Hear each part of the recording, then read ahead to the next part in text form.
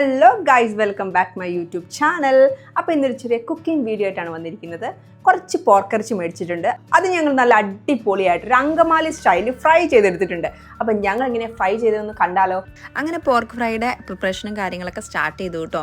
നമ്മൾ കുക്കറിൽ 3 വിസിലടിച്ചിട്ടാണ് പോർക്ക് വേവിച്ചെടുത്തിട്ടുള്ളത്. അപ്പോൾ അതിലേക്ക് ആവശ്യമുള്ള തേങ്ങാക്കൊത്തും ഇഞ്ചിയും പിന്നെ സവാളയും ചെറിയ ഉള്ളിയൊക്കെയാണ് ഈ അരിഞ്ഞു വെച്ചിട്ടുള്ളത് കേട്ടോ. ഏകദേശം 2 സവാളയും കുറച്ച് ചുമന്നുള്ളിയും കൂടി എടുത്തിട്ടാണ് നമ്മളിത് വേറെ വേറെ അരിഞ്ഞു വെച്ചിട്ടുള്ളത്.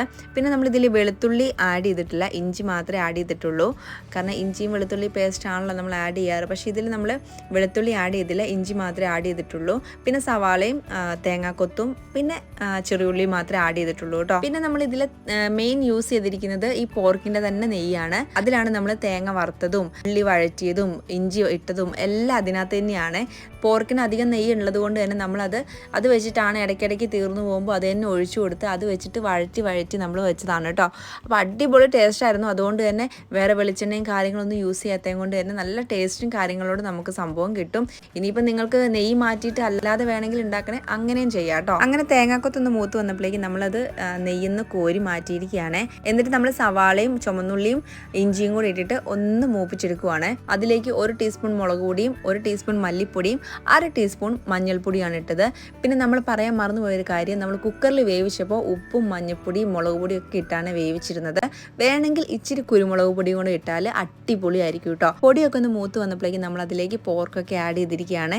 അങ്ങനെ പോർക്ക് ഒരു 5 മിനിറ്റ് ഇടവേളയിൽ നമ്മളത് ഒന്ന് ഇളക്കിയിട്ട് മൂടി വെച്ചിട്ട് പിന്നെ ഒരു 5 മിനിറ്റ് കഴിയുമ്പം ഇളക്കി അങ്ങനെ കൊടുത്ത് കുറച്ച് ഏകദേശം ഒരു ബ്രൗൺ കളറൊക്കെ ആകുമ്പോഴേക്കും അത് വെന്തിട്ടുണ്ടെങ്കിൽ അടുപ്പിൽ നിന്ന് മാറ്റിയിട്ട് കുറച്ച് ഈ ചെരിച്ച് വെച്ച് കഴിയുമ്പം ഈ നെയ്യ്, അതായത് പോർക്കിൻ്റെ നെയ്യ് ഇങ്ങനെ സൈഡിലേക്ക് ഇറങ്ങി വരും. അപ്പം ആ നെയ്യ് നമ്മൾ കോരി മാറ്റി കളയും. നെയ്യൊക്കെ ഏകദേശം നമ്മൾ കോരി എടുത്തിട്ടുണ്ടെങ്കിൽ കുരുമുളക് പൊടി ഇടുവാണ്. അങ്ങനെ കുരുമുളക് പൊടി ഇതാ നമ്മൾ വിതറി കൊടുക്കുകയാണ്. കുറച്ച് സവാളയും കൂടെ ലാസ്റ്റായിട്ട് നമ്മൾ അതിലേക്ക് ആഡ് ചെയ്തിട്ട് ഒന്ന് മൂടി വെക്കുവാണ്. അതിലൊരു പ്രത്യേക ടേസ്റ്റാണ് കേട്ടോ. നമ്മളങ്ങനെ ബീഫ് ഉണ്ടാക്കുമ്പോഴും ചെയ്താലും നല്ലൊരു ടേസ്റ്റ് തന്നെ കിട്ടും. അങ്ങനെ നമ്മുടെ അങ്കമാലി സ്റ്റൈൽ പോർക്ക് ഫ്രൈ ആണ് ഇന്നത്തെ നമ്മളുടെ വിഭവമായിട്ടുള്ളത്. അപ്പം നമ്മളത് കഴിക്കാൻ വേണ്ടി പോവാണ്. നല്ല അടിപൊളി ടേസ്റ്റാണ്. കാരണം നമ്മളിത് ഇതിൻ്റെ പോർക്കിൻ്റെ തന്നെ നെയ്യിലിട്ടിട്ടാണ് വഴറ്റിയെടുത്ത്. നിങ്ങൾ കണ്ടല്ലേ, വേറെ എണ്ണയും കാര്യങ്ങളൊന്നും ചേർത്തിട്ടില്ല.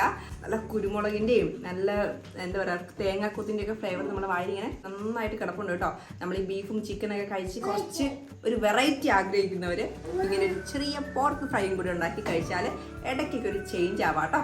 അപ്പം ഞങ്ങളുടെ ഇന്നത്തെ കോമ്പിനേഷൻ ഇത് രണ്ടുമാണേ. അപ്പം നിങ്ങളൊന്ന് ട്രൈ ചെയ്ത് നോക്കൂ കേട്ടോ. നല്ല അടിപൊളി കിടിലൻ ടേസ്റ്റ് ആണേ.